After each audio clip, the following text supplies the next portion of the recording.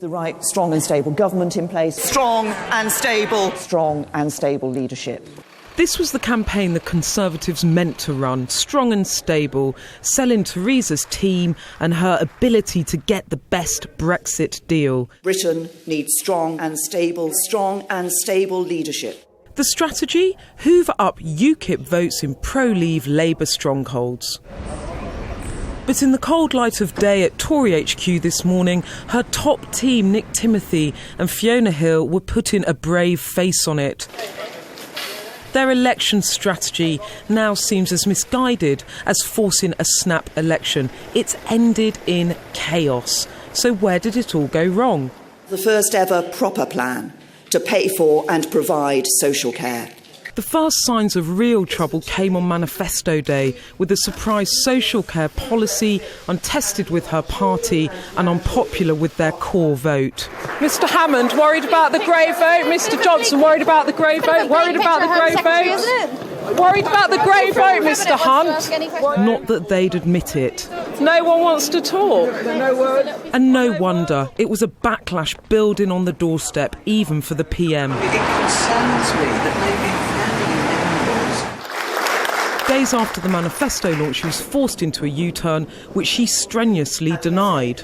We have not changed the principles that we set out in the manifesto. Nothing has changed. Nothing has changed.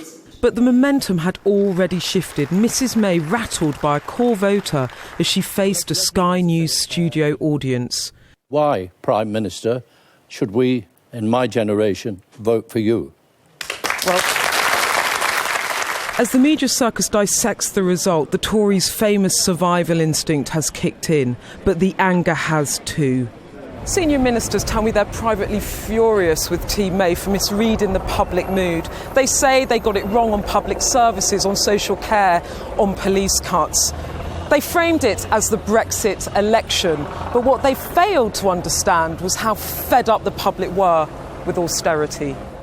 10 of Mrs May's ministers have lost their seats.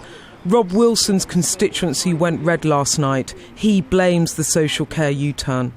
Well, looking back on it, I think it was madness to do it, particularly as it never, as I understand it, being floated before. The campaign itself was a terrible campaign, and it's certainly the worst I've been through by a long, long way. After running a presidential-style campaign, the blame for this polling disaster lies firmly at her feet. For now, still in number 10, but with little authority left. Beth Rigby, Sky News.